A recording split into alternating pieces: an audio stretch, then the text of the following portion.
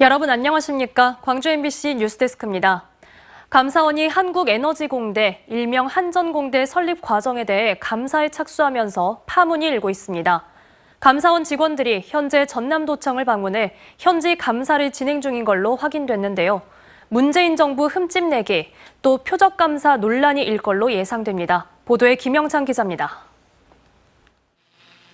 감사원이 한국에너지공대 설립 과정이 적절했는지를 놓고 감사에 들어갔습니다.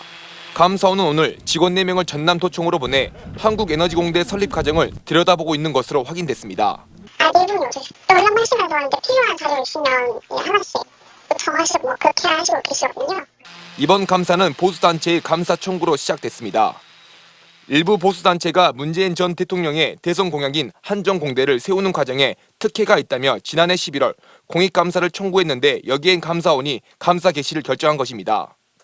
이번 감사를 두고 광주 전남 지역 정가에서는 전 정권을 겨냥한 표적감사라는 비판의 목소리가 나오고 있습니다.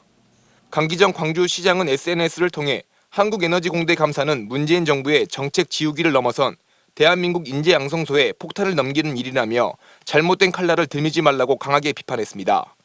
지역 정치권도 한국에너지공대는 여야가 근본적인 사업의 타당성과 필요성을 검토해 합의한 것이라며 설립 과정은 전혀 문제가 없다며 감사원 감사 착수를 비난하고 있습니다. 각종 주요 시책들을 지금 흠집내기 위한 것인데 이미 국정과제로 결정이 됐고 법률에 의해서 뒷받침되고 있는 사안을 다시 감사를 한다는 것이 합당한 것인가. 이게 감사원은 한전과 산업통상자원부, 나주시와 교육부 등 에너지공대 설립 과정에 관여한 것으로 알려진 4곳을 오늘부터 오는 31일까지 감사할 계획입니다.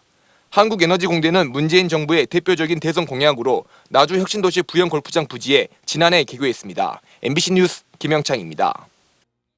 한 초등학교에서 신축 아파트에 사는 학생들을 대상으로만 통학버스를 운영한다는 제보를 받았습니다. 과연 이게 사실인가 확인해봤더니 신축 아파트 시공사가 학교에 발전기금을 냈기 때문이라는 황당한 이유가 있었습니다. 어떤 사연인지 강서영 기자가 취재했습니다. 등굣길 아침 순천 동해동의 한 초등학교 앞. 노란색 버스가 바쁘게 학생들을 실어 나릅니다. 해당 학교가 이번 학기부터 운영하기 시작한 통학버스입니다. 그런데 이 버스는 1.5km 떨어진 신축 아파트에 사는 학생들만을 대상으로 운영되고 있습니다. 신축 아파트 시공사가 학교의 발전기금 명목으로 4억 원을 기부했다는 이유에서입니다. 때문에 인근의 다른 아파트 학생들은 신축 아파트와 비슷한 거리에 살고 있는데도 버스를 이용하지 못하고 있습니다. 기존 학부모들은 학교가 일부 학생들만을 위해 발전기금을 사용하는 건 차별이라며 반발하고 나섰습니다. 통학버스에 대한 그 공고를 받습니다. 처음에는 전체를 대상으로 하는 줄 알았다가 이제 특정 아파트만을 위해서 한다는 걸 알고 화가 좀 났죠. 상황이 이런데도 전라남도 교육청은 발전기금을 다른 학생들을 위해 사용할 수는 없다는 입장입니다. 관련 법령에 따라 학교와 멀리 떨어진 신축 아파트의 경우 건축 허가 조건으로 통학대책 마련을 요구하고 있는데 발전기금 4억 원은 해당 아파트 거주민들의 통학만을 위해 사용하도록 협약을 맺었다는 겁니다. 또 아파트 자체 기금이 아닌 학교 발전기금 형식을 채택한 건 시공사의 협약 이행을 담보하기 위한 것이라고 설명했습니다. 버스 아까 치면 4억 원이라는 그 돈에가 이미 이제 분양가에도 다 포함돼 있을 거예요. 하지만 학부모들은 교육청의 차별적인 행정행위라며 학교가 아파트 측의 발전기금을 반환해야 한다고 주장하고 있습니다. 초등학교는 그거를 이제 배워가는 배움터인데 초등학교 때부터 그런 불평등을 아이들이 아무 생각 없이 할 거란 말이죠. 한편 학교 측은 이와 관련해 시공사와 교육청이 맺은 협약을 이행할 뿐이라는 입장을 밝혔습니다. MBC 뉴스 강서영입니다. 한적한 농촌마을에서 산책하던 80대 노인이 이웃이 키우던 개에 물려 생명이 위태로운 상태입니다. 사람을 공격했던 개는 현재 안락사 여부가 검토되고 있습니다. 박종우 기자가 취재했습니다. 전남 진도군 지산면의 한 마을. 하얀색 개 입주변과 목덜미, 몸통이 붉은색 피로 얼룩져 있습니다. 동네에서 백구로 불리는 8개월 성견입니다. 백구는 지난 4일 오후 1시 50분쯤 동네 산책을 하던 84살 고모 할머니를 덮쳤습니다. 고 할머니는 오른팔을 심하게 불렸고 병원을 전전하다 부산시의 전문 병원에서 수술을 받았지만 생명이 위태로운 상태입니다. 가지고 팔에 완전히 그 뼈가 다 노출돼가지고 바로 가서 일요일 날 저녁에 그 긴급 수술을 하고 마는데 지금 상태는 별로 안 좋습니다. 할머니는 이곳에서 10분이 넘게 개에게 공격을 당한 뒤 집으로 걸어가다 쓰러져 주민에게 발견됐습니다. 거기서 하우스에서 일하는데 그렇게 와서 거기 와서 이렇게 누워갖고 이렇게 있길래 내가 가서 나가서 보니까 사방에 아주 피가 많아. 백구를 키우던 이웃 김모 씨는 사고가 나기 닷새 전부터 병원에 입원했던 것으로 확인됐습니다. 경찰은 백구가 평소 목줄에 묶여 있었는지 여부 등을 조사하고 있습니다. 현장 조사는 알려됐고요. 그 견주인 그 가해자에 대해서는 과실치상죄로 입건할 예정입니다. 진도군은 백구를 포획해 동물 보호시설에 가둬놓은 상태입니다. 많이 난폭하고 저도 이제 제가 물 이제 좀 가서 이렇게 보려고 이렇게 갔는데 근처만 가도 너무 심하게 이렇게 막 물르고 하고 이렇게 막. 진도군은 백구의 공격성을 감안해 이번 주 안에 안락사할지 여부를 결정할 예정입니다. MBC 뉴스 박종호입니다. 건조한 날씨가 이어지면서 매일같이 산불이 발생하고 있습니다. 산이라는 비탈진 지형에 강풍까지 더해지면 불은 더 크게 번지는데요. 지금과 같은 조건에서 산불이 얼마나 빨리 번지는지 산림과학원의 실험 결과를 임지은 기자가 보도합니다. 희뿌연 연기가 산줄기를 뒤덮었습니다. 소방 헬기가 저수지에서 연신 물을 퍼나르기 바쁩니다. 능선을 따라 화염이 지나간 자리는 나뭇가지만 앙상하게 남았고 산 비탈면은 모두 잿더미가 됐습니다. 산불 진화 헬기와 소방대원 등이 안간힘을 벌이고 있지만 여의치 않습니다. 대지가 건조하고 또 봄철에 강한 바람이 불어서 산불로 번지면은 잡기가 힘들죠. 들불이나 아니면 임야화재 예방을 위해서 자제해 주셨으면 하는 바람입니다. 특히 건조하거나 강한 바람이 부는 날씨에 산불이 집중됐습니다. 지난해 광주 전남 57건의 산불 중 절반 이상인 32건이 1월과 4월 사이에 발생했고 올해에는 벌써 33건이 발생했습니다. 이 시기 매일같이 산불이 발생하고 불도 크게 나는 이유를 산림과학원이 실험을 통해 확인했습니다. 우선 바람의 영향입니다. 바람이 불지 않은 공간에선 불길이 천천히 올라오지만 시속 22km의 바람이 불자 낙엽 전체가 순식간에 불길에 휩싸입니다.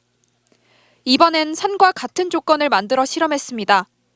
바람이 부는 조건의 경사가 30도인 곳에선 낙엽이 모두 타는데 2분 6초밖에 걸리지 않았습니다.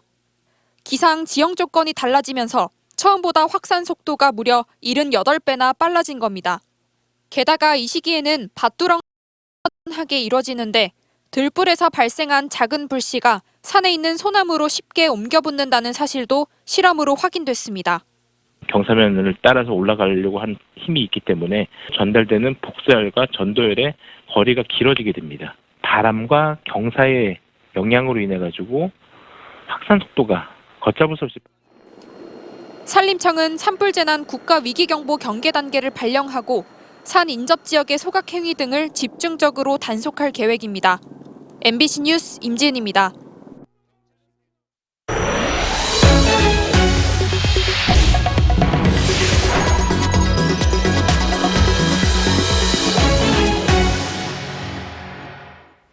오늘은 세계 여성의 날입니다. 1908년 미국 여성 노동자들이 모여 열악한 작업장에서 화재로 숨진 여성들이 기린 게 그 시작인데요.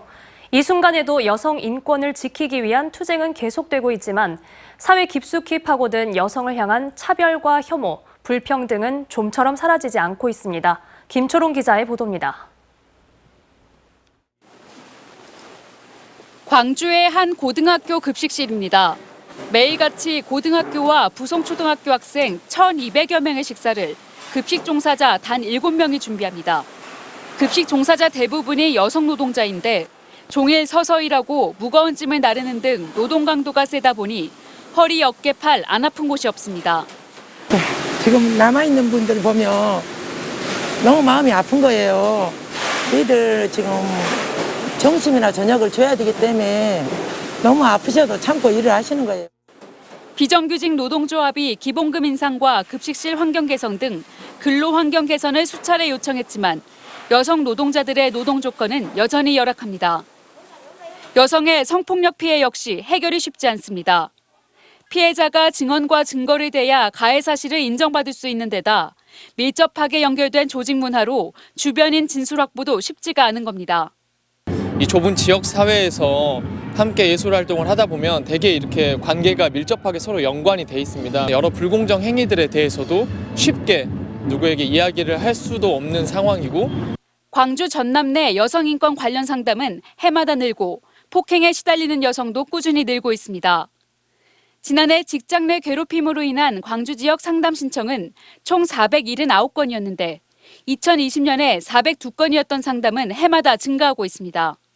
또 가정폭력과 성폭력 등에 대해 24시간 상담 서비스를 제공하고 있는 광주 지역 1366에도 지난해 7,000건에 가까운 상담이 진행됐고 이 중 98%가 여성 피해자였습니다.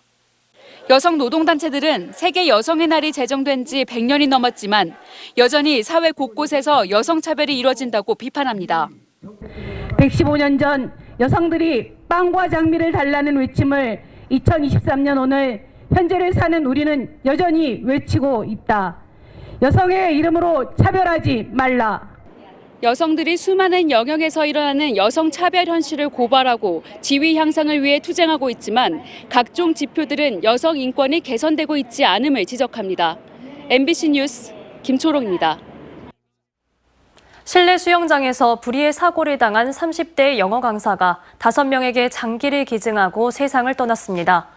전남대학교 병원에 따르면 고 노현지 씨는 지난해 12월 광주의 한 실내 수영장에서 프리다이빙 강습을 받던 중 심정지 상태로 발견돼 병원으로 이송됐지만 저산소성 뇌손상으로 뇌사 판정을 받았습니다. 수년 전 장기 기증 서약을 한 노 씨의 뜻에 따라 노 씨의 간장과 신장 등 장기는 타 병원에 입원 중인 5명의 환자들에게 기증됐습니다. 제3회 전국 동시조합장 선거가 오늘 마무리됐습니다. 광주 전남에서는 200명의 농수살림 조합장이 선출되는데 296개 투표소에서 진행된 이번 선거의 잠정 투표율은 광주 82.6%, 전남 80.9%를 각각 기록했습니다. 한편 이번 선거와 관련해 107명의 후보가 경찰 수사선상에 올라 향후 수사와 재판 경과에 따라 당선 무효 사례가 나올 수도 있을 걸로 전망됩니다. 이상익 한평군수와 윤흥랑 한평군 의회 의장, 군의원 등 130명에 달하는 대규모 연수단이 오늘 무안공항에서 일본 동경으로 출국해 지역사회에 논란이 일고 있습니다. 언제 어디서나 내 손 안의 뉴스. 광주 MBC 뉴스 유튜브 구독으로 함께하세요.